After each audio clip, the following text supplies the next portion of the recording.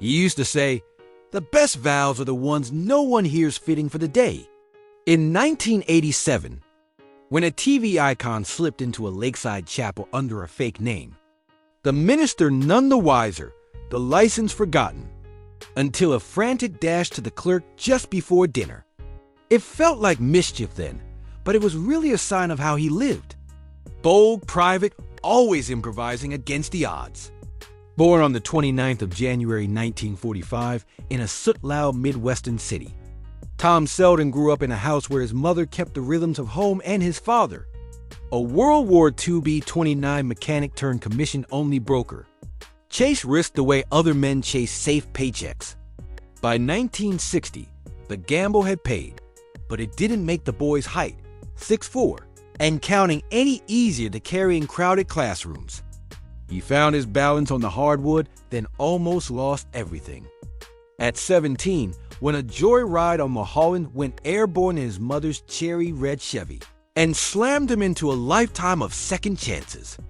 After that, he worked folding sweaters at a clothing store, hawking student flights, saving for USC while turning down a sure thing in Montana because dreams aren't negotiable. He scored 4 points in 7 games one year, then none in 3 the next. Learned that speed without defense doesn't win minutes, and swallowed his pride on the dating game twice, where charm and cheekbones weren't enough to snag the girl, yet were somehow enough to win a Pepsi ad that paid $1,000 and opened the studio gate. Draft notice in 1967. So, he joined the Guard, kept a uniform in his trunk through auditions, and watched the contract evaporate because service didn't fit a studio schedule. When he came back, he took the beatings at an infamous acting school clap when the guru enters. Find rage by pulling your own hair. Dissent discouraged, devotion demanded, and he stayed anyway. Believing that craft forms under heat, he took whatever paid.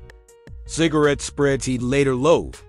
Bit parts that vanished in edits, a horror film shot in tropical chaos where a fire gag scorched the set, and a cardboard script couldn't burn the fear off his skin. He got fired once for being too tall, told another time to play a handsome dummy, and then Grace stumbled into a recurring role as a too-perfect detective, whose genial grin annoyed a star who preferred his comedy broad. It taught him that likability can be a trap if you don't lace it with truth. When Magnum finally came calling, the first draft was a cartoon with gadgets, and a cliff house, and a hang glider with guns. And he pushed back. Give me jokes that bruise and a heart that limps. Let him lose sometimes. And the creator listened, tore pages out mid-shoot, and together they built a character who bled in the sunshine.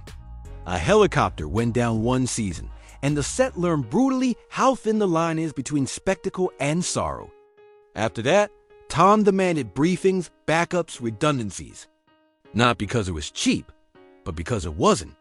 He almost wore the fedora in 1980. They wanted him.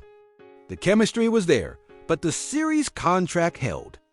A strike froze production, and the role of a lifetime slid to another man. He wouldn't call it fate or theft, only a door he chose not to kick down. He fell for a dancer with London stardust in her hair. Watch Cats a dozen times because love can be a loop. Untied one marriage and tied another in secret on the 7th of August 1987. The room full of family and Polaroids and promises whispered, not announced. He bought 63 acres of California ground and tried to grow a quieter life. Avocados, oaks, fence lines, he could ride at dawn. Yet the work never stopped calling, and the workaholic never stopped answering. A daughter arrived in 1988. Horses steadied her heart. And on lonely afternoons, the only voices were the dogs and the wind. He adopted a son who carried his own storms, the kind that rehab can calm but not always cure. And he learned the hard math of love. You can pay bills. You can open doors, but you cannot lift a grown man's feet. He made a blockbuster with 2 pals and a baby, and watched a cardboard cutout become a ghost story that sold extra videotapes. He rode out to the Australian outback and came back with pride, if not profits. He turned down capes and cowls when comic book films were a gamble, then winced later as the genre minted fortunes. He kissed another man on screen for 12 unbroken seconds and told anyone itching for a culture war that actors make faces for a living, not doctrine. Then he aged in the gravitas commanders, commissioners, men whose silence did most of the talking, and found a late career home at a dinner table where prayers were short and arguments long. A family of blue coats. He led episode after episode, even when the checks got smaller and the notes got louder and the network said, Bien had come. On the ranch, the drought bit deep. Trees died with a slow, noble creak. The groves thinned to memory and the math turned. Cruel loans that once felt light, now heavy as chain. Acres worth $12 million in theory, but demanding real money every sunburnt day. He fought a quiet scandal about water when parched ground pushed desperate choices into the open. He settled, paid, stopped, and wore the bruise because drought doesn't care about fame.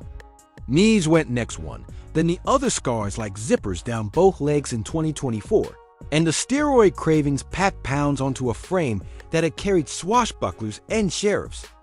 At 80, he still climbed into trucks he once vaulted from, still buttered a roll at stage family dinners he'd invented to feel like home, and still argued for storylines with spine, even when the word woke turned rooms colder than logic ever could.